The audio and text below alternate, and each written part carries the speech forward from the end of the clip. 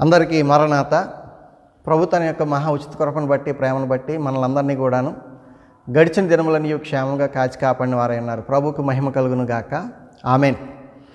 నిన్నటి దినమున మనము లెంట్ అంటే అర్థం ఏంటి, అలాగే ఈ లెంట్ సంబంధించినటువంటి విషయాల్లో 40 అనేటువంటి సంఖ్య యొక్క ప్రాధాన్యత పరిశుద్ధ గ్రంథంలో ఏ విధంగా ఉంది అనేటువంటి విషయాన్ని మనం ధ్యానం చేసుకున్నటువంటి వారమై ఉన్నాం. నేటి దినమున దేవుని యొక్క వాక్యంలో నుండి మనం గమనించినట్లయితే లెంట్ అనేటువంటిది క్రైస్తవులైనటువంటి వారు నేటి కాలంలో చేయవచ్చునా, చేయకూడదా? అలాగే మరి లెంట్ అని అంటే మనం చెప్పుకున్నాం, మరి ఉపవాసం అనేటితో కూడినటువంటిదైనటువంటి ప్రార్థన అని చెప్పేసి. మరి క్రైస్తవులైనటువంటి వారు ఈ యొక్క లెంట్ కార్యక్రమాన్ని ఆచరించవచ్చా? ఆచరిస్తూ ఉన్నట్లయితే అట్టి ఆచరణలో ఉపవాసములు అనేటువంటి ఉండవచ్చా? ఒకవేళ ఉండవచ్చు అని అన్నట్లయితే ఎలా ఆ యొక్క ఉపవాసం చేయాలి, లేకపోతే ఎలాగున ఆ ఉపవాసం అనేటువంటిది చేయకూడదు అనేటువంటి విషయాన్ని దేవుని యొక్క వాక్యం ద్వారా మనం చూద్దాం. అంతేకాకుండా దేవునికి ఇష్టమైనటువంటి పరిస్థితి ఏంటి అనేటువంటిది కూడా ఇది దేవుని యొక్క వాక్యంలో మనం గమనిద్దాం. మొట్టమొదటిగా మనం గమనించినట్లయితే పరిశుద్ధ గ్రంథంలో నుండి యోవేలు గ్రంథము 2వ అధ్యాయము 12వ వచనాన్ని మనం చూసినప్పుడు అక్కడ ప్రభు తెలియచేస్తున్నటువంటి వారై ఉన్నారు. ఇప్పుడైనను మీరు ఉపవాసం ఉండి కన్నీరు విడుచుచు దుఃఖించుచు మనపూర్వకముగా నా యొద్దకు రండి అని చెప్పి చిన్న ప్రార్థన చేసుకుందాం. వర్తమాన భూత భవిష్యత్ కాలంలో ఏకరీతిగా ఉన్న మా త్రియేక దేవా నీకు స్తోత్రములు. గడిచిన దినమున లెంట్ యొక్క ప్రాధాన్యతను, పరిశుద్ధ గ్రంథంలో ఉన్నటువంటి 40 సంఖ్య యొక్క ప్రాధాన్యతను ధ్యానం చేసుకుని ఇచ్చిన కృప కొరకే మీకు స్తోత్రాలు. మరి నేటి దినమున నీ పిల్లలమైనటువంటి మేము లెంట్ అనేటువంటి కార్యక్రమాన్ని ఆచరించవచ్చా, ఆచరించకూడదా?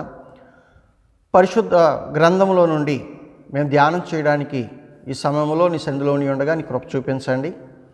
ముఖ్యంగా ఉపవాసము, అలాగే ఆ ఉపవాసము చేయుట ఎలాగూ, నీకు ఇష్టమైనటువంటి ఉపవాసం ఏమిటి అనేటువంటి విషయాల్ని ధ్యానం చేసుకున్నాయి ఉండగా నిలువబడిన నన్ను మరుగుపరుచుకొని నీ పరిశుద్ధాత్మతో నన్ను నింపుకొని నీ బిడ్డలకు కావాల్సిన వాక్యవర్తమానం మీరే అందించి ప్రభువా మహిమ పొందండి.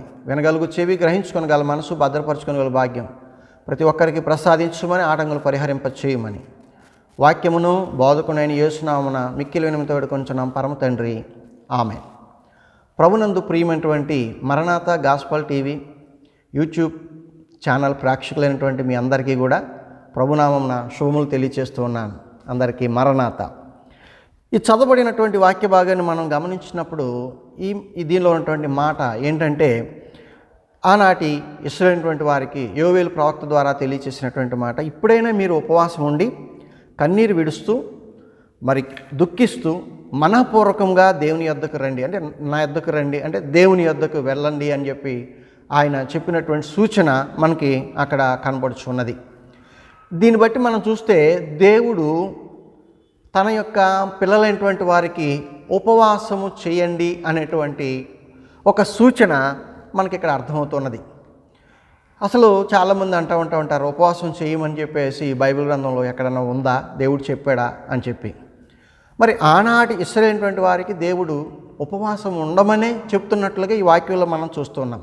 ఉపవాసం ఉంటూ మాత్రమే కాదు, ఉపవాసం అంటే మనకు తెలిసినంత వరకు మరి ఏమి తినకుండా తాగకుండా ఉండడం అని కొంతమంది అనుకుంటూ ఉంటారు. మరికొంతమంది ఏమంటారంటే ఏమి తినకుండా తాగకుండా దేవుని యొక్క సన్నిధి సహవాసంలో ఉండడం అని కూడా చెప్తూ ఉంటారు. ఓ భక్తుడు రాస్తూ ఉంటాడు ఏమనంటే, ప్రార్థన, సుప్రార్థన, ప్రభునితో సంభాషణ, వాసము, ఉపవాసము, ప్రభునితో సహవాసము అని చెప్పి. కాబట్టి ఇక్కడ ప్రార్థన దేవునితో సంభాషించడం, ఉపవాసము దేవునితో సహవాసం చేయడం అనేటువంటిది.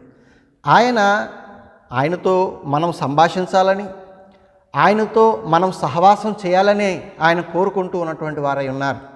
గనుక మరి ఈ చేసేటువంటి ఉపవాసం ఎలా అని కన్నీరు విడుస్తూ దుఃఖిస్తూ హృదయపూర్వకంగా దేవుని దగ్గరికి వెళ్ళి ఉపవాసం ఉండాలని చెప్పేసి అయితే పరిశుద్ధ గ్రంథంలో నుండి మనం గమనించినట్లయితే పాత నిబంధన కాలంలో నుండి కొత్త నిబంధన కాలంలో నుండి మనం చూసినట్లయితే చాలామంది ఉపవాసం ఉండి దేవుని మహిమపరిచి దేవుని యొద్ద నుండి వారి యొక్క ప్రార్థనాంశములకు నెరవేర్పును పొందినట్లుగా మనం గమనించగలిగిన వారమై ఉన్నాం. ముఖ్యంగా మనం చూసినట్లయితే మరి మోషే గారు ఉపవాసం ఉన్నట్లు దేవుని యొక్క వాక్యంలో మనం చూడగలిగిన వారమై ఉన్నాం. ఆదికాండం నిర్గమాకాండం గ్రంథంలో మనం గమనించినట్లయితే మనకు కనపడతా ఉంటుంది. ఆ యొక్క 34 అధ్యాయంలో 27, 28 వచనాల్లో 28 వచనంలో మనం చూసినప్పుడు లేకపోతే 27 వచనంలో మనం చూసినప్పుడు ఆ విషయం కనపడుతుంది. అతడు 40 రేయింబగళ్ళు యెహోవాతో కూడా అక్కడ ఉండెను. అతడు భోజనము చేయలేదు, నీళ్లు త్రాగలేదు. భోజనం చేయకపోవడం, నీళ్లు తాగకుండా ఉండడం అనేటువంటి దాన్ని మనం ఉపవాసం అని చెప్పేసి మనం చెప్పుకోగలిగిన వారమైన.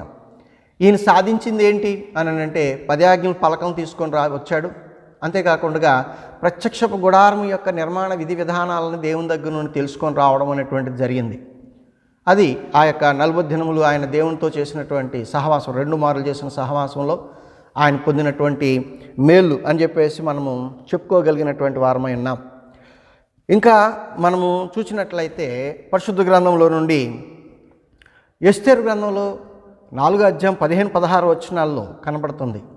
ఎస్తేరు రాణిగా సిద్ధపరచబడిన తరువాత మరి శోషణ కోటలో ఉన్నటువంటి ఆమె అక్కడ ఉన్నటువంటి ఆ పరిస్థితుల్లో ఇశ్రాయేలైనటువంటి వారి మీద లేకపోతే యూదులైనటువంటి వారి మీదకి వచ్చినటువంటి ఆ యొక్క ప్రళయము నుండి తప్పించబడేటువంటి విధానం గురించి తన పినతండ్రి అయినటువంటి లేకపోతే అన్న అయినటువంటి మొర్దెకైతో ఆమె చెబుతున్నటువంటి మాట మనం చూడగలిగినటువంటి వారమై ఉన్నాం.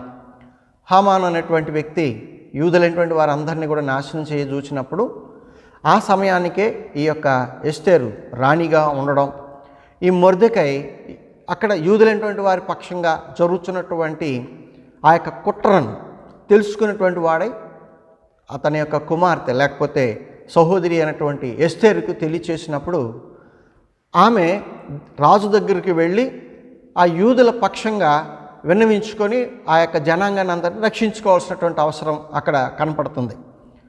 అలాంటి పరిస్థితుల్లో ఆ ఎస్తేరు చెప్తున్నటువంటి మాట ఏంటంటే మొర్దెకైతో, నేను రాజు దగ్గరికి వెళ్ళి సముఖమునకు వెళ్ళి చాలా కాలం అయింది, ఆయన అనుమతి లేనిదే నేను ఆయన దగ్గరికి వెళ్ళడం అవకాశం అనేటువంటిది లేదు, కనుక అది చాలా ప్రాణాపాయకరమైనటువంటి పరిస్థితి.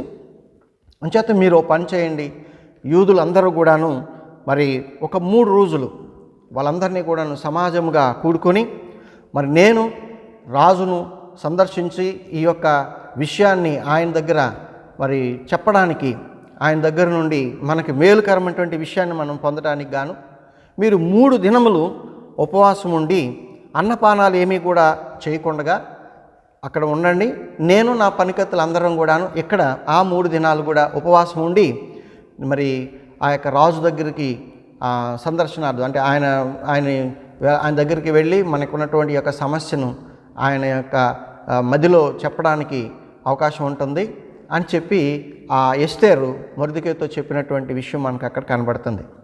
ఆమె ఏమంటుందంటే 3 దినాలు సమాజముగా యూదులైనటువంటి వారందరూ కూడా కూడుకొని ఉపవాసం ఉండమని, అలాగే మరి తనతో ఉన్నటువంటి చెలికత్తులు అందరూ కూడా ఉపవాసం ఉంటాం అనేటువంటి విషయాన్ని వారు అక్కడ తెలియచేసినటువంటి వారై ఉన్నారు. ఇక్కడ జరిగినటువంటి విషయం మనందరూ ఎరిగినటువంటి వారమై ఉన్నాం. ఏమనంటే ఎప్పుడైతే ఆ విధంగా ఆమె అలాగే యూదులైనటువంటి వారు 3 దినాలు ఉపవాసం దేవుని సన్నిధిలో గోజాడి ఉన్నారో దాని ఫలితంగా ఎస్తేరు రాజు దగ్గరికి వెళ్ళినప్పుడు అతని యొక్క దయ ఈమె మీద చూపించబడి ఆమె యొక్క కోరిక దాన్ని మన్నించడానికి ఆయన సిద్ధంగా ఉన్నాడనేటువంటి విషయాన్ని ఆయన తెలియచేయడం, తర్వాత ఉన్నటువంటి విషయాలన్నీ కూడాను ఆ యూదులైనటువంటి వారు కూర్చున్నటువంటి ఆ యొక్క పరిస్థితి లేదా దుస్థితిని ఆయనకి వివరించడం, అది ఆ యొక్క సత్యాన్ని తెలుసుకున్నటువంటి వాడు యూదులైనటువంటి వారికి మేలు చేయడం అనేటువంటిది మనం అందరం కూడాను గమనించగలిగినటువంటి వారమైన. ఈ రీతిగా ఎస్తేరు తన యొక్క జనాంగము అలాగే తనతో ఉన్నటువంటి చెలికత్తులైనటువంటి వారు ఉపవాసం ఉండి సాధించినటువంటి ఆ యొక్క ఔన్నత్యం. ఇంకా మనం గమనించినట్లయితే లూకాసు వార్తలో 4వ అధ్యాయంలో 2వ వచనంలో, మత్తయి సువార్తలో 1వ అధ్యాయంలో 13వ వచనంలో మనం గమనించినట్లయితే యేసు ప్రభు అరణ్యంలోనికి వెళ్ళి అపవాది చేత శోధించబడి ఉన్నప్పుడు, అంటే దానికి ముందు 40 దినములు దేవుని యొక్క సన్నిధిలో ఆయన గడపడం మనకు అక్కడ కనపడుతూ ఉంటుంది. ఏమనంటే ఆ యొక్క లూకా సువార్తలో 4వ అధ్యాయం 2వ వచనంలో మనం చూసినప్పుడు ఆయన ఏమీ తినలేదు అనేటువంటి విషయం మనకు అక్కడ కనపడుతూ ఉంటుంది.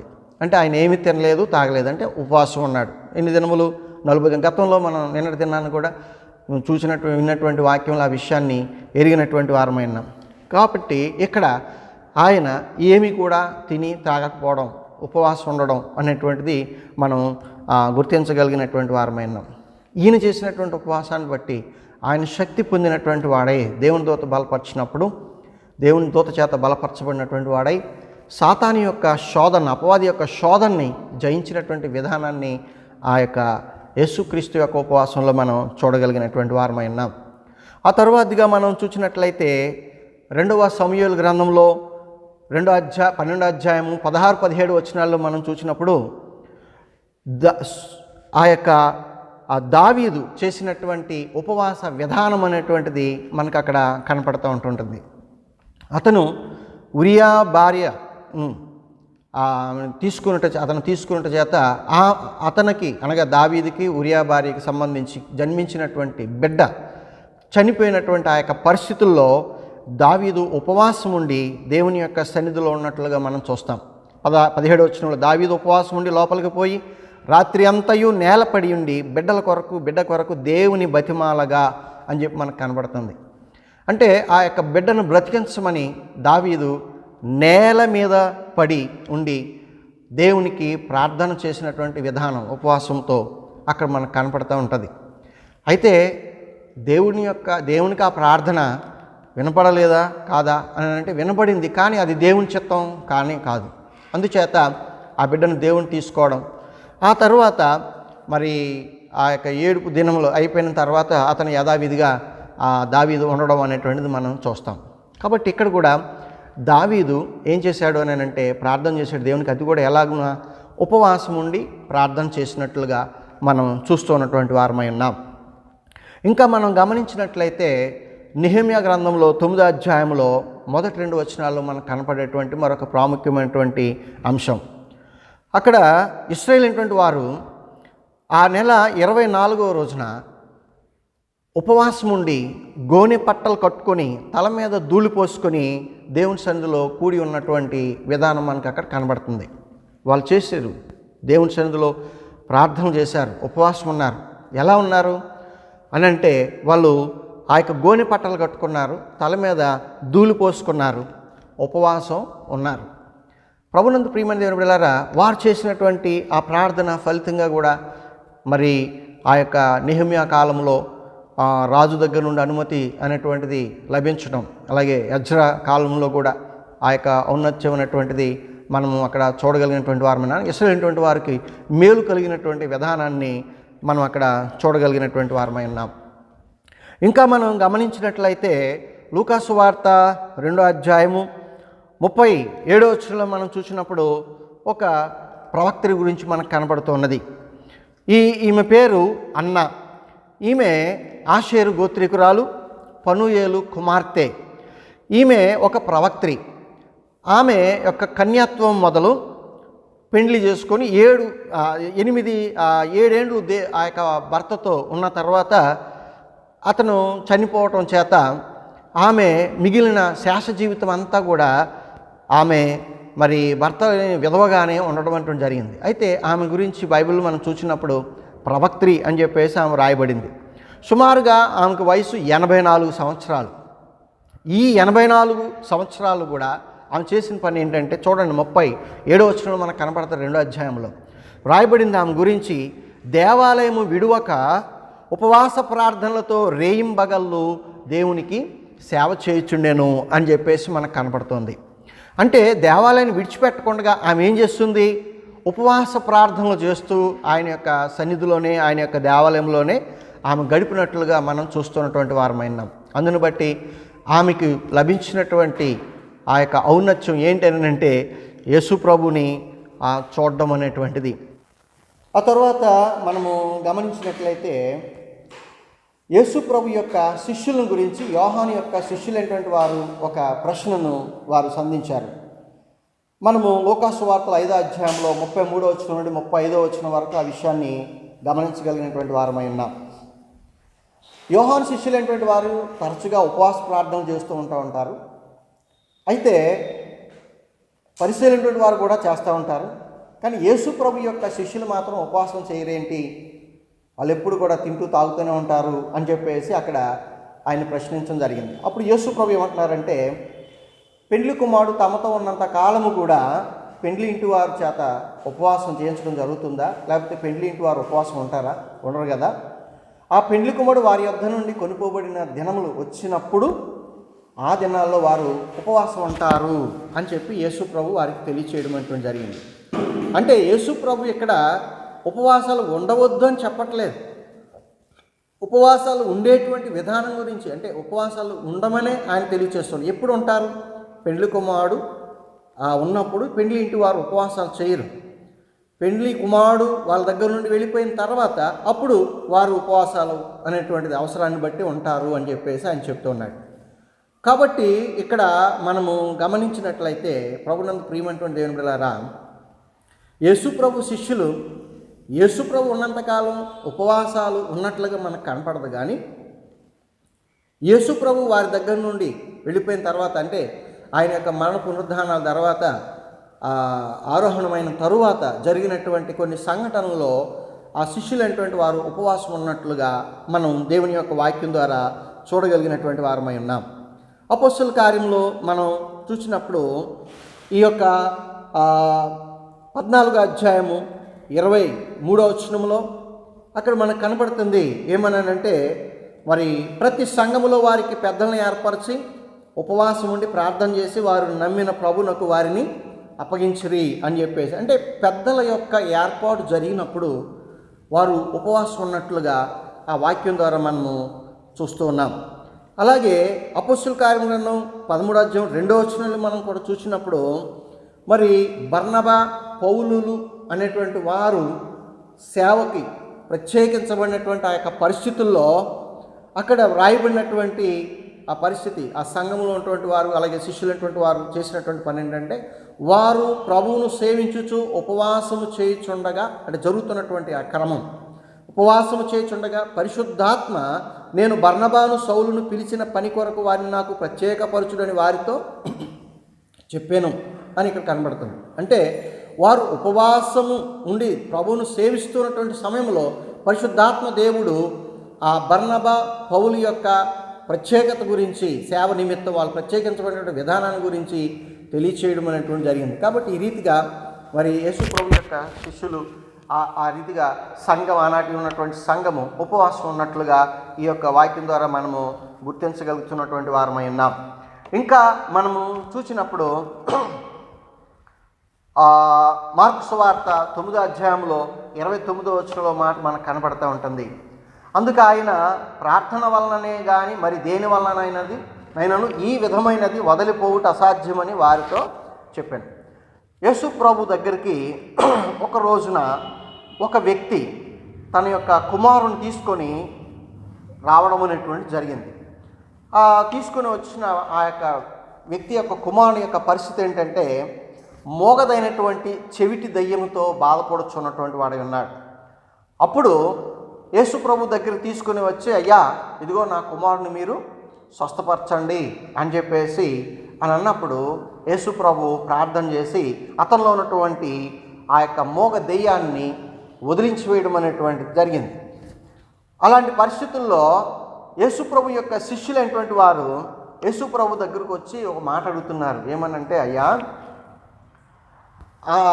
ఆ యొక్క దెయ్యాన్ని మేము ఎందుకు వెళ్ళగొట్టలేకపోయాము అని చెప్పి అడుగుతున్నారు ఆయన. ఆ దెయ్యాన్ని మేము ఎందుకు వెళ్ళగొట్టలేకపోయాము అని.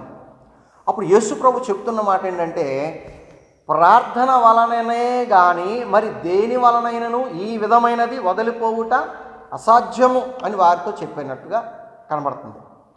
అంటే ఇక్కడ ప్రార్థన వలననే అనే ఒక మాట ఉంది. కొంతమంది ఒక క్రాస్గా అడగవచ్చు, క్రాస్ చెక్ చేయొచ్చు. ఏమనంటే అక్కడ ప్రార్థన అన్నారు కానీ ఉపవాసం అని. ఆ వాక్యంలో మనం చూస్తే ఫుట్ నోట్లో కనపడుతుంది అదేంటంటే ప్రార్థన వలననే, అంటే ఉపవాసం వలననే అని మనకు కనపడుతుంది. అంటే యేసు ప్రభువు కూడా ఇక్కడ చెప్తున్నారు చాలా క్లియర్గా. ఏమన్నానంటే ఉపవాసము ఉండి ప్రార్థన చేయటం వలననే, ప్రార్థన ఉపవాసం వలననే ఇలాంటి దెయ్యాలని వెళ్ళగొట్టడం అనేటువంటి సాధ్యమవుతుంది, లేకపోతే అది అసాధ్యం. అంటే యేసు ప్రభు ఉపవాసము ఉండి ఆ యొక్క స్థితిని పొందినటువంటి వారు. అంటే దేవుడు కదండి ఆయన అని మీరు అనొచ్చు. ఆయన దేవుడిగా ఏనాడు కూడాను ఈ భూలోకంలోకి వచ్చిన తర్వాత చూపించుకోలేదు. అన్నీ కూడా మానవునిగానే ఆయన తను తాను ప్రత్యక్షపరుచుకున్నటువంటి వాడై ఉన్నాడు. పాపానికి దాసుడు కాకుండా దూరంగా ఉన్నటువంటి వాడై ఉన్నాడు. పాపం ఆయనలో ప్రవేశించకుండా పాపలోకంలో ఉన్నటువంటి వాడై ఉన్నాడు. కాబట్టి ప్రభునందు ప్రియమైన దేవుని బిడ్డలారా, ఇక్కడ మనం చూసినప్పుడు ఆ దెయ్యాన్ని వెళ్ళగొట్టడం అనేటువంటిది ఎలాగూ సాధ్యం అని అంటే అది కేవలము ఉపవాసం ఉండటం వలననే. అది శిష్యులు కాలేదు. అందుకే ఆయన చెప్తున్నాడు ఉపవాసం ఉండండి, అలాంటి మీరు పోగొట్టగలరు అని. ఈనేటి దినాన్న మనం చూసినప్పుడు ఈ రీతిగా ఉపవాస ప్రార్థనలో ఆయన పిల్లమైనటువంటి మనం ఉండుట వల్ల అలాంటి దెయ్యము లాంటి శ్రమలు, శోధనలు, కష్టాలు, ఇబ్బందులు, ఇరుకులు వాటన్నిటినీ కూడా మనం జయించగలిగిన వారమై ఉన్నాము అనేటువంటి విషయం ఈ వాక్యం ద్వారా మనం అర్థం చేసుకోవాల్సినటువంటి వారమై ఉన్నాం. ప్రభునందు ప్రియమైనటువంటి దేవుని బిడ్డలారా, మరి ఈ యొక్క ఉపవాసమును గురించి అంటే ఇప్పటివరకు మనం చెప్పుకున్నాం ఎవరెవరు ఎట్లా ఉపవాసాలు చేశారు. మరి యేసు ప్రభు కూడా ఉపవాసం చేయండి అని చెప్పేసి చెప్పినటువంటి ఆ యొక్క మాటను మనం ఇక్కడ చూసినటువంటి వారమై ఉన్నాం. అయితే ఈ ఉపవాసం గురించి యేసు ప్రభు ఎలా చేయాలి, ఎలా చేయకూడదు అనేటువంటి విషయాలు కూడా మనకి తెలియచేస్తూ ఉన్నటువంటి వారై ఉన్నారు.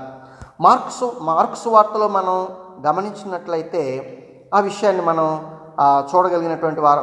మత్తయి వార్తలో మనం చూసినట్లయితే 6వ అధ్యాయంలో 5వ వచనం నుండి 7వ వచనం వరకు, అలాగే 16, 17 వచనాలని మనం చూస్తే కనబడుతుంది. అంటే ఎలా చేయాలి అన్నటువంటి దాని గురించి చూడండి. ఎలా చేయకూడదు అనేటువంటి విషయాన్ని మనం ముందు చూద్దాం.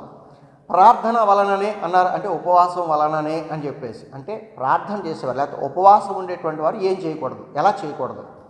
ఈ మత్తయి సువార్త 6వ అధ్యాయం 5వ వచనం నుండి మనం చూసినట్లయితే, మరియు మీరు ప్రార్థన చేయనప్పుడు వేషధారుల వలె ఉండవద్దు. ఉపవాసాలు ఉన్నప్పుడు వేషధారణ అనేటువంటిది పని చేయదు. మీరేమైనా అనుకోండి, ప్రత్యేకించి డ్రెస్సులు వేయడం లేకపోతే పూసలు దండలు వేయడం, ఇలాంటి వేషధారణ అనేటువంటి దాన్ని దేవుడు అంగీకరించట్లేదు. అలాంటి పని చేయొద్దనే చెప్తున్నాడు ఆయన. రెండవది, మనుషులకు కనబడాలని సమాజ మందిరాల్లో వీధుల మూలల్లో నిలిచి అది చేయవద్దు అని చెప్పేసి ఆయన తెలియచేస్తున్నటువంటి వాడై ఉన్నాడు. అంటే మనం ఉపవాసం ఉంటున్నాం అన్నటువంటి విషయం ఇతరులకు తెలియచెప్పాల్సినటువంటి అవసరం లేనే లేదు. కనుక ప్రార్థన ఉపవాసం ఉండేటప్పుడు వేషధారుల వల్లే ఉండకూడదు, వేషధారుల మాదిరిగా ఉపవాసాలు చేయకూడదు. రెండవది, ఇతరులకు కనిపించాలి, ఇతరులకు తెలియాలి అనేటువంటి ఆ యొక్క ఉద్దేశంతో మనం ఉపవాసాలు అనేటువంటివి చేయకూడదు. ఆ తర్వాత ఇంకా మనము గమనించినట్లయితే ఆ యొక్క 16వ వచనంలో చూసినప్పుడు, మీరు ఉపవాసము చేయనప్పుడు, అక్కడ కూడా అదే మాట చెప్తున్నాడు, వేషధారుల వలె దుఃఖముఖులై ఉండకూడి. కొంతమంది ఎలా ఉంటారంటే బాగా నీరసించిపోయి అలిసిపోయినట్టు ఒళ్ళిపోయినట్టు కనబడుతూ ఉంటారు. ఎవరిని ఏమైనా అడిగితే ఏంటి అలాగే అంటే మేము ఉపవాసం ఉంటున్నామండి అని చెప్తూ ఉంటారు. ఇక్కడ ఆయన చెప్తూ ఉన్నాడు, ప్రభువే స్వయంగా చెప్తున్నారు. ఏమనంటే మీరు ఉపవాసం చేయనప్పుడు వేషధారుల వలె దుఃఖముఖులై ఉండొద్దు. అంటే ఇప్పుడు యేసు ప్రభు స్వయంగా చెప్తున్నమాట, మీరు ఉపవాసం చేసేటప్పుడు ఇలా ఉండొద్దు. అంటే దీన్ని బట్టి ఏమర్థమవుతుంది, ఆయన ఉపవాసం చేయమంటున్నాడా, చేయొద్దంటున్నారా? చేయమనే చెప్తున్నాడు. కానీ చేసేటప్పుడు ఎలా ఉండాలి? వేషధారుల వలె దుఃఖముఖులుగా ఉండొద్దు. అలాగే తాము ఉపవాసం చేస్తున్నట్టు మనుషులు కనబడవలనని వారి యొక్క తమ ముఖములను వికారము చేసుకొనవద్దు అని చెప్పి ఆయన చెప్తూ ఉన్నాడు. మరి ఎలా చేయాలి? 17వ వచనం మనం చూసినప్పుడు, ఉపవాసం చేస్తున్నట్లు మనుషులు కనబడాలని కాక రహస్యమందున నీ తండ్రికి కనబడాలని నీ ఉపవాసము చేయుము. మనం ఇతరులకి లోకముకు సంబంధించినటువంటి వారికి కనబడాలని ఉపవాసం చేయడం అనేది కాదు. మనం ఉపవాసం చేస్తున్నాము అని అంటే రహస్యమున్నటువంటి తండ్రికి కనబడాలనే మనము ఆ విధమైనటువంటి ఉపవాసము లేకపోతే ప్రార్థన అనేటువంటిది జరిగించాల్సినటువంటి వారమై ఉన్నాం. ఇక్కడ 7వ వచనంలో మనం చూసినప్పుడు ఆ రహస్యమున్నటువంటి తండ్రికి ఎలాగా అనేటువంటి విషయాన్ని ఆయన చక్కగా ప్రభు సెలవిస్తూ ఉన్నారు. ఏమనంటే, మరియు మీరు ప్రార్థన చేయనప్పుడు అన్యజనుల వల్లే వ్యర్థమైన మాటలు వచింపవద్దు, విస్తరించి మాట్లాడుట వలన తమ మనవిని వినబడునని వారు అనుకుంటారు. అంటే ప్రార్థన చేసేటప్పుడు అన్యజనుల మాదిరిగా వ్యర్థమైనటువంటి మాటలు వచించకూడదు, విస్తరించి మాటలు ఉండకూడదు.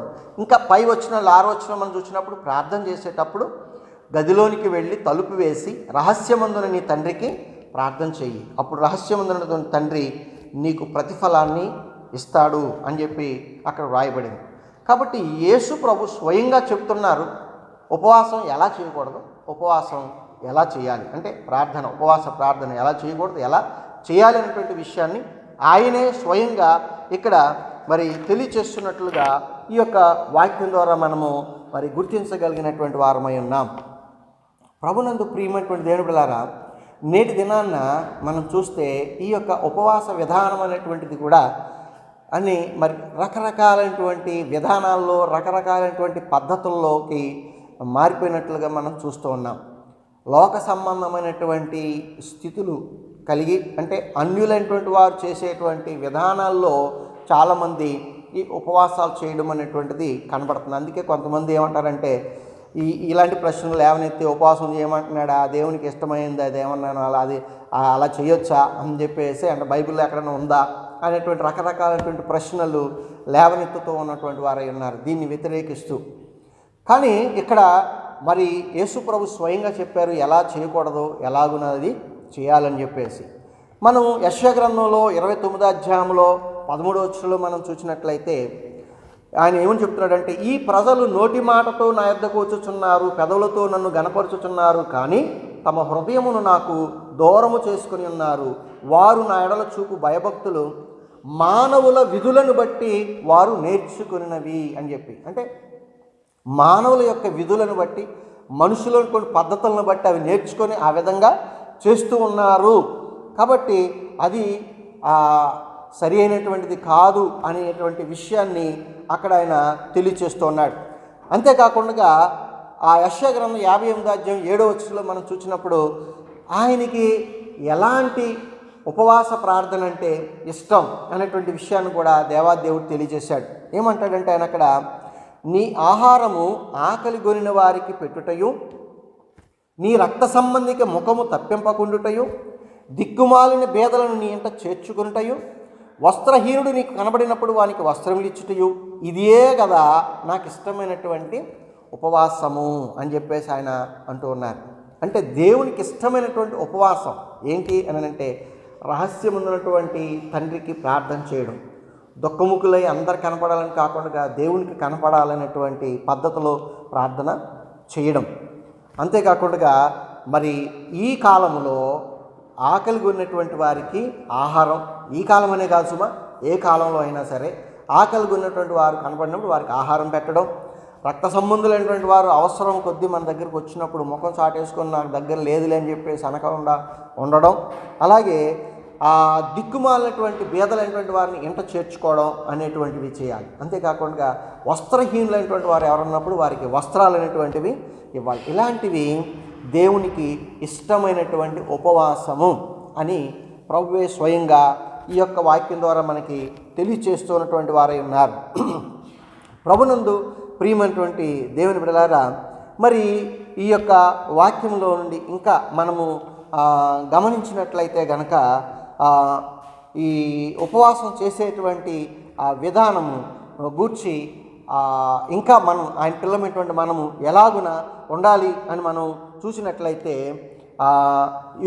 యాకోబు పత్రికలో 5వ అధ్యాయము 16వ వచనంలో మనం చూసినప్పుడు ఆయన చెప్తూ ఉంటాడు యాకోబు గారు, ఏమన్నానంటే మీ పాపములు ఒకరి యొద్ద ఒకరు ఒప్పుకొనుడి అని చెప్పేసి. అంటే మన యొక్క పాపములు ఒకరి యొద్ద ఒకరు ఒప్పుకోవాలి. అంటే దేవుని దగ్గరికి వెళ్ళి దేవా నేను పాపి, నేను పలానా పాపం చేశానని చెప్పడం మాత్రమే కాదు సుమా, దైవజనులు దేవదాసయ్య గారు రాశారు, ఎవరి నీవు అల్లరి పెట్టినావో వాని వద్ద ఒప్పుకొనుము అని చెప్పేసి. అంటే మనం ఎవరినైతే అల్లరి పెట్టామో, లేకపోతే ఎవరినైతే దూషించో వాళ్ళ దగ్గరికి వెళ్ళి మనం అమ్మ నీ విషయంలో, అయ్యా నీ విషయంలో నేను ఈ విధంగా తప్పు చేశానని వాళ్ళ దగ్గర మనం తప్పును ఒప్పుకోవాల్సినటువంటి వారమై ఉన్నాం. ఆ విధంగా మరి ఇంకా మనం చూసినప్పుడు మరి ఆ నెహెమ్యా గ్రంథంలో 9వ అధ్యాయంలో 2వ వచనంలో మనకు కనపడుతూ ఉంటుంది. అంటే వారు ఇశ్రాయేలు వారు చేసినటువంటి ఉపవాసంలో ఉన్నటువంటి పరిస్థితి. ఇశ్రాయేలీయులు అన్యజనులందరిలోనూ ప్రత్యేకింపబడిన వారే నిలువబడి తమ పాపములను, తమ పితరుల పాపములను ఒప్పుకొనిరి. వాళ్ళు గోనె పట్టలు కట్టుకొని తల మీద ధూళి పోసుకొని దేవుని సన్నిధిలో ఉపవాసం ఉండి వాళ్ళు చేసిన పని ఏంటంటే వారి పాపములు మాత్రమే కాసుమా, వారి యొక్క పూర్వీకుల పాపములు కూడా వారు ఒప్పుకున్నట్లుగా మనకు కనబడుతుంది. కాబట్టి ఉపవాసం ఉంటున్నామంటే కాదు, మనము మన పాపములను ఒప్పుకోవాల్సినటువంటి వారమైన, ఒప్పుకోవడం మాత్రమే కాదు వాటి నుండి తప్పుకోవాలి. దేవుని యొక్క ఆత్మ సహాయము చేత ఇంకెన్నడూ చేయకుండా మనము ఉండాల్సినటువంటి వారమై ఉన్నాం. ఇంకా మనము గమనించినట్లయితే సామెతల గ్రంథంలో 28వ అధ్యాయంలో 13వ వచనంలో రాయబడిన రీతిగా అతిక్రమాలని మనము దేవుని దగ్గర ఒప్పుకొని వాటిని విడిచిపెట్టాలి. అలాగా ఒప్పుకొన్న వాడు వర్ధిల్లడు అని చెప్పేసి రాయబడింది. కాబట్టి మనం ఏదో గొప్పగా ఉపవాసాలు ఉంటున్నామంటే కాదు సుమా, మన యొక్క అతిక్రమాలని దేవుని దగ్గర ఒప్పుకోవాలి. రెండోది ఆ అతిక్రమాలని మనము విడిచిపెట్టేయాలి. అప్పుడు దేవుని యొక్క కనికరాన్ని మనం పొందుతాం. ఇది ఏమి చేయకుండా ఉపవాసం ఉంటే అయ్యా నేను ఇన్ని ఉపవాసాలను నాకేం మేలు జరగలేదనంటే ఎలా కుదురుతుంది? కాబట్టి ఇక్కడ వ్రాయబడినటువంటి వాక్య ప్రకారం మనం చూసినప్పుడు మన అతిక్రమాలని మనం దేవుని దగ్గర ఒప్పుకొని వాటిని విడిచిపెట్టి, ఒప్పుకుంటే సరిపోదు, వాటిని మరలా ఏం చేయాలి? మనం విడిచిపెట్టాలి. అప్పుడు దేవుని యొక్క కనికరాన్ని మనం చేసేటువంటి ఆ యొక్క ఉపవాస ప్రార్థన ఫలితంగా మనం పొందగలిగినటువంటి వారమై ఉన్నాం. ఇంకా మరి గమనించినట్లయితే ప్రభునందు ప్రియమైనటువంటి దేవుని పిల్లలారా, మార్కు సువార్తలో మనం చూస్తే 8వ అధ్యాయంలో 34వ వచనంలో, అలాగే లూకా సువార్త 14వ అధ్యాయము 27వ వచనంలో మనం చూసినప్పుడు ఆయన శిష్యులైనటువంటి వారికి చెబుతున్నటువంటి మాట ఏంటంటే, లేకపోతే ఆ యొక్క జనసమూహము ఉన్నటువంటి వాళ్ళందరికీ చెబుతున్నటువంటి మాట ఏంటంటే, తనను తాను ఉపేక్షించుకొని తన యొక్క సిలువను ఎత్తుకొని ఆ సిలువను మోస్తూ నన్ను వెంబడించాలి అని చెప్పేసి యేసుప్రభు స్వయంగా తెలియచేస్తూ ఉన్నారు. ప్రభునందు ప్రియమైన దేవుడారా, మరి మనము ఉపవాసాలు ఉండేటటువంటి వారముగా చేయాల్సిన పని ఏంటంటే, మన సిలువను మనం ఎత్తుకొని దాన్ని మనం మోస్తూ దేవుణ్ణి మనం వెంబడించాలి. అంతే తప్ప మరి ఇలాంటి ఏం, సిలువ అంటే శ్రమ అని చెప్పుకుంటూ ఉంటాం, లేకపోతే కష్టము అని చెప్పుకుంటాం, లేకపోతే విచారం అని చెప్పుకుంటాం, ఇంకా ఎన్నో రకరకాలైనటువంటివి మనం చెప్పుకుంటూ ఉంటాం, శాపం అని కూడా చెప్పుకుంటూ ఉంటాం. అయితే ఇది మన ఇతరుల మీద మోయడం అనేటువంటిది కాదు, ఇతరులను మనం నిందించడం అనేటువంటిది కాదు. ఆ యొక్క భారం అంతటిని మనము మోసుకుంటూ, ఎవరిని బట్టి? దేవుణ్ణి బట్టి మోసుకుంటూ దేవుణ్ణి మనం వెంబడించాలి. ఎప్పుడైతే మన యొక్క సిలువను, మన భారాన్ని మనం ఎత్తుకొని దేవుని వెంబడిస్తూ మనము మోస్తామో అదేమైపోతుందంటే సులువైపోతాం. అది పెద్ద భారమైనటువంటి పరిస్థితి ఏమి కూడాను కాదు అనేటువంటి విషయం ఇక్కడ రాయబడింది. కనుక ఆ రీతిగా ఉపవాసం ఉంటున్నటువంటి మనము చేయాల్సినటువంటి వారమై ఉన్నాం. ఇంకా మనం చూస్తే కీర్తన గ్రంథంలో 1వ కీర్తన 1వ వచనంలో రాయబడింది, దుష్టుల ఆలోచన చొప్పున నడువక, పాపుల మార్గమున నిలువక, అపహాసకులు కూర్చుండు చోటను కూర్చుండక అని చెప్పేసి. కాబట్టి ఉపవాస ప్రార్థన చేసేటువంటి వారు ఎలా ఉండకూడదో అని అంటే, దుష్టుల ఆలోచన చొప్పున నడవకూడదు, పాపుల మార్గాన నిలవకూడదు, అపహాసకులు కూర్చుండేటువంటి చోటన కూర్చుండకూడదు. అది అలాగున్నటువంటి వారు మరి నిజమైనటువంటి ఉపవాసం చేసేటువంటి వారుగా మనకి కనబడరు. ఇంకా మనం గమనించినట్లయితే మార్కు సువార్త 11వ అధ్యాయము 25-26 వచనాల్లో మనం చూసినప్పుడు మనకి చక్కటి విషయం అక్కడ మనకు కనపడుతూ ఉంటుంది. ఏమనంటే, మీకు ఒకని మీద విరోధం ఏమైనాను కలిగి ఉండడలా మీరు నిలువబడి ప్రార్థన చేయనప్పుడల్లను వానిని క్షమించుడి అని చెప్పేసి ఇక్కడ కనబడుతుంది. అంటే ఎవరి మీదైనా మనకి ఏదైనా విరోధ భావం మనం కలిగి ఉన్నట్లయితే మనం చేయాల్సిన పని ఏంటంటే, ప్రార్థన చేసిన ప్రతిసారి కూడాను వారిని మనము క్షమించాల్సినటువంటి వారమై ఉన్నాం. ఉపవాస ప్రార్థనలు చేస్తూ ఇతరులను క్షమించకుండా ఉండేటువంటి పద్ధతి మంచిది కానే కాదు. చాలామంది అంటూ ఉంటారు, ఏమన్నానంటే ఏదైనా ఇట్లాంటి ఈ కాలంలో ఏమంటారంటే, అదిగో నాకు అసలు నేను ఇప్పుడు ఉపవాసాల్లో ఉన్నాను కానీ లేకపోతేనా అసలు నేను నిన్నేం చేసేదాను, ఏం చేసేవాడినో, ఎలా మాట్లాడేదానో, లేకపోతే ఎలా మాట్లాడేవాడినో, ఏం చేసేవాడినో నాకే తెలియదు అని అంటూ ఉంటారు. ఇంకా మనము గమనించినట్లయితే ఈ క్షమించేటటువంటి విషయంలో వాక్యంలో రాయబడినటువంటి ఒక మాట మనం చూడగలిగినటువంటి వారు. ఒకసారి యేసు ప్రభు దగ్గరికి ఆయన యొక్క మంచి శిష్యుడు అయినటువంటి పేతురు వచ్చి ఏమంటాడంటే అడుగుతున్నాడు అనమాట, యేసు ప్రభుని అడుగుతున్నాడు అనమాట. ఏమనంటే, నా సహోదరుడు నా ఎడల తప్పిదం చేసినట్లయితే అతను నేను ఎన్ని మార్లు క్షమించాలి? 7 మార్లు మట్టుకు క్షమించే సరిపోతుందా అని చెప్పి అని అడిగినప్పుడు యేసు ప్రభు చెప్తున్న మాట ఏంటంటే, 7 మార్లు మట్టుకే కాదు 70 ఏళ్ల మారుల మట్టుకు అని చెప్పేసి ఆ పేతురుకు తెలియచేయడం జరిగింది. అంటే అని మన బైబిల్ గ్రంథంలో మనం చూస్తే మనిషి యొక్క ఆయుష్ అనేటువంటిది ఎక్కువగా అనుకుంటే 70 సంవత్సరాలు, ఇంకా దాటితే అంటే ఎక్కువ అనుకుంటే, ఇంకా ఎక్కువ అనుకుంటే ఇంకా దాటుతూ ఉండదు అనుకోండి. ఒక విధంగా చెప్పాలంటే ఆ వయసులో వచ్చిన తర్వాత ఇంకా చాలామంది నాకు తెలిసినంత వరకు కోపాలు కార్పణ్యాలు అనేటువంటివి ఉండవు, విడిచిపెట్టేస్తూ ఉంటారు. సరే, ఈ కోపం అనేది తెలిసినప్పటికి వయసు కూడా మనం చెప్పలేము కూడా. అయితే 70 ఏళ్ల మారుల మట్టుకు అంటే జీవితాంతము కూడా ఏం చేయాలి? క్షమిస్తూనే ఉండాలి. ఏదో 7 మార్లు క్షమిస్తే సరిపోతుంది, ఆ తర్వాత మనం క్షమించకపోయినా పర్వాలేదు అని అంటే కాదు. లేకపోతే ఏదో 100 తప్పులు చేశారు కాబట్టి అప్పటి వరకు వాళ్ళని క్షమిస్తాం, ఆ తర్వాత 100 తప్పులు దాటితే కనుక వాళ్ళని క్షమించమనేటువంటిది కానే కాదు. జీవితాంతం వారిని ఏం చేయాలి అని అంటే క్షమించాలని యేసు ప్రభు అక్కడ తెలియచేయడం అంటూ జరిగింది. కాబట్టి ఉపవాస ప్రార్థన ఉండేటువంటి వారు ఖచ్చితంగా క్రైస్తవులైనటువంటి వారు ఏం చేయాలి అని అంటే క్షమిస్తూనే ఉండాలి. ఇక తర్వాత మత్తయి సువార్త 18వ అధ్యాయం 4వ వచనం మనం చూసినప్పుడు ఆయన మరి చిన్నపిల్లలైనటువంటి వారిని చూపిస్తూ ఏమంటాడంటే, ఈ యొక్క మార్పు పొంది ఈ బిడ్డల వంటి వారైతేనే కానీ పరలోక రాజ్యంలో ప్రవేశించరని చెప్పేసి నిశ్చయంగా చెప్తున్నానని ఏమంటాడంటే, ఈ బిడ్డల వలె తన్ను తాను తగ్గించుకుని వాడెవడో వాడే పరలోక రాజ్యంలో గొప్పవాడు అని చెప్పి అంటున్నాడు. అంటే చిన్న బిడ్డల మాదిరిగా ఏం చేయాలి? తగ్గించుకోవాల్సినటువంటి వారైనా. మరి ఉపవాస ప్రార్థనలు మనం ఎలా ఉండాలి అని అంటే తగ్గించుకుంటూ ఉండాలి. తన్ను తాను తగ్గించుకోవాలి. తన్ను తాను తగ్గించుకుని వాడు హెచ్చించబడును, తన్ను తాను హెచ్చించుకుని వాడు తగ్గించబడును అని చెప్పేసి కూడా వాక్యంలో మనం చూస్తూ ఉంటాం. కాబట్టి ప్రార్థనలో ఉండేటువంటి లేకపోతే ఉపవాసం చేసేటువంటి వారు చేయాల్సిన మరొక పని ఏంటనంటే వాళ్ళను వాళ్ళు తగ్గించుకోవాలి. అబ్రహాం గారిని మనం గమనించినట్లయితే ఆయన అంటూ ఉంటాడు, అయ్యా నేను ధూళిని, నేను బూడిదను అని చెప్పి అంటూ ఉంటాడు. యోబు గారిని మనం గమనించినట్లయితే నేను ధూళినై ఉన్నాను అని చెప్పేసి అంటూ ఉంటాడు. అబ్రహాం గారు విశ్వాసులకు తండ్రి. ఆయన ద్వారా ఈ లోకంలో అన్ని జనాంగాలు కూడా ఆశీర్వదించబడ్డాయి. ఆయన యొక్క వంశాల్లో నుండి మరి ఆ యేసు ప్రభు జన్మించడం అనేటువంటిది కూడా జరిగింది. ఏర్పాటు జనాంగంగా మనం చెప్పుకుంటూ ఉంటాం. అంతటి ఆయన ఏం చేశాడనంటే తగ్గించుకున్నటువంటి వాడై ఉన్నాడు. కాబట్టి మనం ప్రార్థనలు చేస్తున్నాం, ప్రార్థనలో ఉంటున్నాం అని అంటే కాదు, మనల్ని మనం తగ్గించుకొని ఉండాల్సినటువంటి వారమై ఉన్నాం. ఇక ఆ తర్వాత మనం గమనించినట్లయితే యాకోబు పత్రికలో ఆ 3వ అధ్యాయంలో 5వ వచనం నుండి 10వ వచనం వరకు మన యొక్క శరీరంలో నుండి ఒక అవయవం గురించి వ్రాయబడింది. అదేంటనేనంటే 5వ వచనం మనం చూసినప్పుడు, నాలుక చిన్న అవయవమైనను బహుగా అది అదిరిపడును అని చెప్పేసి మనకు కనబడుతుంది. ఎంత కొంచెం నిప్పు అయినా సరే ఒక అడవిని ఎలాగైతే కాల్చివేస్తుందో ఈ యొక్క నాలుక అగ్ని లాంటిది, ఆ నిప్పు లాంటిది.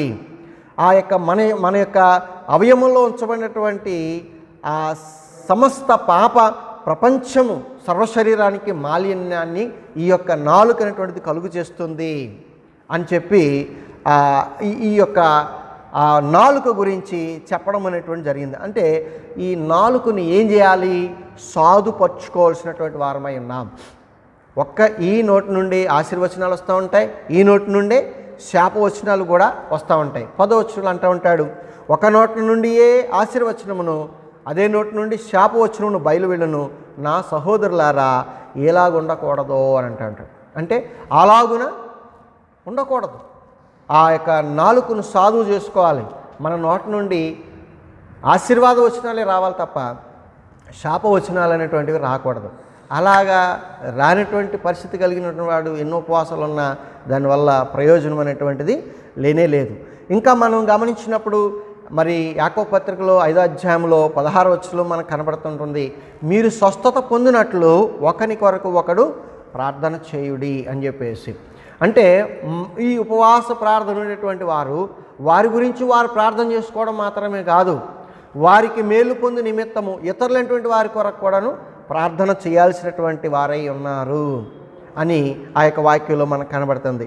ఇంకా మరి మనం గమనించినప్పుడు యోవేలు గ్రంథంలో 2వ అధ్యాయంలో 13వ వచనంలో చెప్తూ ఉంటాడు ఏమని అని మనం చూసినప్పుడు అక్కడ కనబడుతుంది, మీ వస్త్రములను కాక మీ హృదయములను చింపుకొని దేవునితో తిరగండి అని చెప్పేసి. అంటే పై వచనంలో మనకు కనబడుతుంది ఏమనంటే, ఉపవాసం ఉండి కన్నీరు విడుస్తూ దుఃఖిస్తూ మనఃపూర్వకంగా తిరిగి నా యొద్దకు రండి అని చెప్పేటటువంటి దేవుడు చెప్తున్నటువంటి మాట ఏంటంటే, మీ వస్త్రాలను చింపుకోవడం కాదు, మీ హృదయాలను మీరు చింపుకొని నా యొద్దకు తిరిగి రండి. అంటే ఉపవాసం మీరు ఉండండి, లేకపోతే ప్రార్థన చేయండి అని చెప్పేసి దేవాది దేవుడు అక్కడ మరి తెలియచేస్తూ ఉన్నటువంటి వారై ఉన్నారు. ప్రభునందు ప్రియమైన దేవుని బిడ్డలారా, ఇప్పటి వరకు మనం చూసినటువంటి ఈ యొక్క వాక్య భాగంలో మరి ఉపవాసం అనేది ఉండొచ్చా ఉండకూడదా, అంటే లెంటు చేయొచ్చా చేయకూడదా. లెంట్ అంటేనే సర్వసాధారణంగా మనం చెప్పుకుంటుంది ఏంటంటే ఉపవాసాలు ఉండి చేసేటువంటి ప్రార్థన అయి ఉన్నదని చెప్పేసి. దైవజనులు దేవదాసయ్య గారు చెప్పిన మాట ఏంటంటే, ఉపవాసాలు ఉండగలిగితేనే ఉండండి, లేకపోతే వద్దు. రెండోది, ఈ యొక్క శరీరాన్ని మనం ఏం చేయకూడదట, శుష్కింప చేసుకోకూడదట, దాన్ని మనం బలహీనపరచుకోకూడదట. మనం ఉపవాసాలు ఉండి దాన్ని శుష్కింప చేయడం అనేటువంటిది కూడా పాపమే అని చెప్పేసి మరి దైవజనులు దేవదాసయ్య గారు తెలియచేసినటువంటి వారై ఉన్నారు. కాబట్టి ప్రభునందు ప్రియమైనటువంటి దేవుని బిడ్డలారా, ఉపవాసం అంటే ఏంటి, అలాగే ఉపవాసం మనం ఉండొచ్చా ఉండకూడదా, ఉపవాసం ఉండేటట్టయితే ఎలా ఉండాలి ఎలా ఉండకూడదో, దేవునికి ఇష్టమైనటువంటిది ఏమిటి అనేటువంటి విషయాన్ని ఈ వాక్యంలో మనము గమనించినటువంటి వారమై ఉన్నాం. ఇక చివరిదిగా మనం చూసినప్పుడు యోవేలు గ్రంథంలో 2వ అధ్యాయంలో మరి 15-16 వచనాల్లో ఉపవాసం గురించి చెయ్యండి అని ఎలా చెప్తూ ఉన్నారు దేవుడు. ఆనాటి కాలంలో ఉన్నటువంటి ఇశ్రాయేలు వారికి చెప్పినటువంటి మాట ఏమనంటే, సియోనులో బాకా ఊదుడి. యోవేలు గ్రంథం 2వ అధ్యాయము 15-16 వచనాలు. సియోనులో బాకా ఊదుడి, ఉపవాస దినము ప్రతిష్ఠించుడి, వ్రత దినము నియమించి ప్రకటన చేయుడు. ఏమంటాడు, ఉపవాస దినాన్ని ప్రతిష్ఠించమంటున్నాడు, అంటే ఏర్పాటు చేయమంటున్నాడు. వ్రత దినమును నియమించి అంటే ఆ యొక్క ఉపవాస దినమును నియమం చేసుకొని ప్రకటన చేయండి, అంటే తెలియచేయండి, ఇతరులైనటువంటి వారికి తెలియచేయండి. మరి ఆనాడు నైసియా అనేటువంటి ఆ యొక్క ప్రాంతములో లేకపోతే ఆ కాలములు కాన్స్టాంటినోపుల్ అనేటువంటి చక్రవర్తి, కాన్స్టాంటినోపుల్ లేకపోతే కాన్స్టాంటిన్ చక్రవర్తి కాలములో గ్రెగోరీ ది గ్రేట్ అనేటువంటి పోపు, అలాగే ఇతరులైనటువంటి క్రైస్తవ నాయకులైనటువంటి వారు కూడా చేసిన పని ఏంటంటే, ఈ వాక్యాన్ని బట్టి మనం చూస్తే వారు కొన్ని ఉపవాస దినాలను వారు ఏర్పాటు చేసినటువంటి వారై ఉన్నారు. 40 దినాలు అని చెప్పేసి అదే దినాన్ని చేస్తున్నటువంటి వారై ఉన్నారు. దీన్ని పట్టుకొని నా బైబిల్లో ఎక్కడైనా ఉందా, ఎలాంటివి చేయమని చెప్పాడా అనేటువంటిది అది అంత అర్థం కాలేనటువంటి పరిస్థితి అని నా యొక్క ఉద్దేశం. ప్రభునందు ప్రియమైన దేవుని బిడ్డలారా, ఉపవాసం చేయడం చేయకపోవడం అనేటువంటిది అది నీ ఇష్టం. నువ్వు చేయాలనుకుంటే చెయ్యి, లేకపోతే మానేసేయి.